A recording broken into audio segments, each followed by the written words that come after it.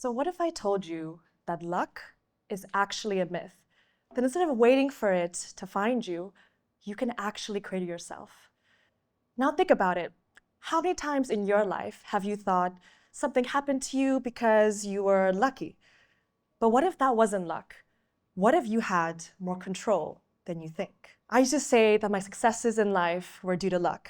I got into my dream university, studying computer science. I made it on the Financial Times as top 50 most inspiring women in tech in the UK, and then the year after, top 50 in Europe. And I also got to meet Hillary Clinton. Now, you might think that it's because she's hardworking, but I was surrounded by so many hardworking people. And even my parents would joke, my dad's here in the audience, that I must have some horseshoe around me because things just seemed to fall right into place, even though my journey was chaotic or turbulent. And I started wondering, actually, luck is more than just a random chance. Now, we've all heard of the butterfly effect. It's the idea that a butterfly flapping its wings in Brazil could set off a tornado in Texas. Now, let's think about our own life. Could a small action, a random conversation, or a bold decision set off a chain reaction that could lead to monumental change? That's what happened to me. So let me tell you a story. So one day, my mom mistook an Asian lady with a white dog for me in Hyde Park. And as you can see, we had two very similar looking, adorable white dogs. The lady's name was Tata, and we laughed about the whole situation. But instead of letting her walk away, I decided, let me introduce myself. Why not? Just wanted to make a new friend.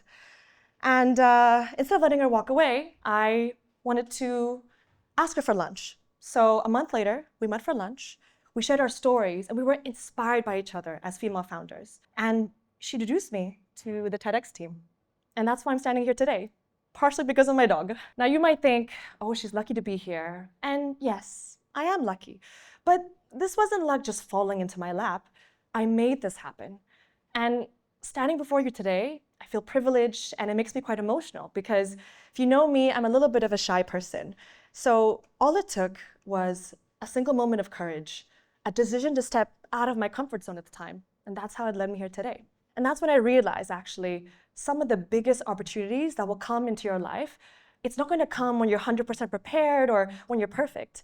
It's by saying yes to those little moments beforehand. And that is the first ingredient of my formula, opportunity, or as I like to call it, being a yes woman or a yes man. And now for the next part. I had a long, hard think of what kind of analogy I wanted to use to best describe this. And this is what I came up with. A surfer. So picture this. You're paddling out in the ocean. The perfect wave is coming towards you. But there's a catch. You've never learned how to surf in your life.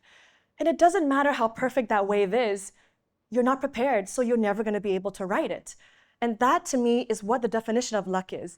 Luck are these occasional waves that come and go, and it's waiting for that right surfer to ride it.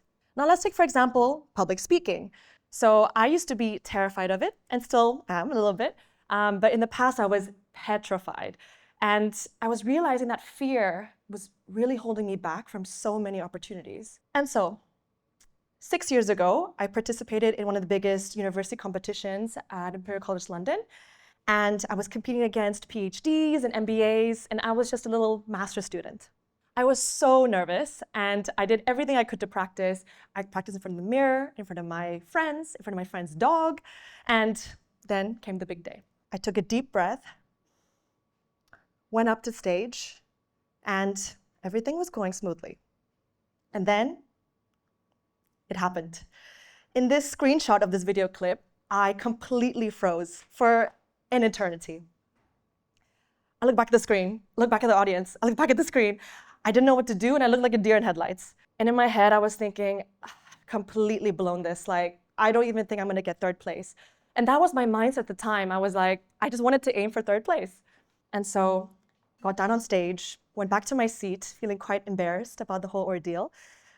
Let all the pitches go through, and then it was time for them to announce the winners. They announced third place, wasn't me. Second place, wasn't us. And then first place, and the winner was me? Seriously? I honestly was so shocked by this moment. And I'm not joking because this was my face when I won. Literally the definition of happy tears, literally.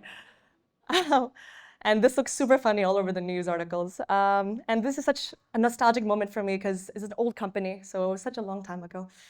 But I realized that day that even when you think you've completely blown it, it's one step towards preparation, one step towards your next big moment. And that day, I felt a change in me. I felt mentally wired even differently. And I was really curious to understand the psychology and the science behind this.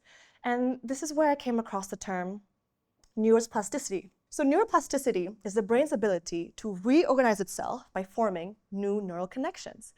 So when you literally face your fears, you're not only getting ready for the next opportunity, you're reshaping your brain and you're biologically enhancing yourself to increase your capacities to succeed. And I just find that fascinating. And that's the second part of my formula, preparation. And now for the final spice to my formula. I want everyone to have a think about the next question, a personal question to yourself. How often do you let fear or doubt stop you from putting yourself out there? Now, instead of waiting for that perfect moment or that right circumstance, what if instead we made ourselves visible and created these moments ourselves?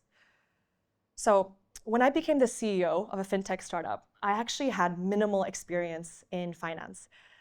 My expertise was in computer science. I, at the time, didn't know the difference between a bull market and an actual bull at the time. But I saw an opportunity and I wanted to go for it. So I spent hours learning the basics for months and months. I went out and met as many experts as possible. And most importantly, I was visible. I was hungry. I found any industry event in London that I could go to that related to that. And that company ended up exceeding all my expectations. We ended up in the accelerator of the biggest bank in the UK, followed by being admitted into one of the big 4 consulting firms accelerators. And our biggest break yet was we got an investment from one of the biggest American accelerators in the world. So we were the 12 startups that were chosen in London. And to give you perspective, less than 1% out of 17,000 global applications get accepted a year. So we applied 3 times, just so you know. But was that luck? Or was it being visible and putting yourself out there over and over and over again? So have a hard think to yourself. What's stopping you from showing up and being seen right now in whatever you're doing at the moment? And that is the completed formula. So the biggest takeaway that I want everyone to leave here with today is that the next time you're feeling unmotivated, you're feeling a certain event, meeting, or occasion, maybe doesn't sit well with you right now, you're not really feeling it, I would say think again. You never know of what something that you might do today could open doors for you tomorrow or the future. So please, we need to stop thinking that luck is about chance. We need to get out there, create our own luck, and be your own lucky charm. Thank you.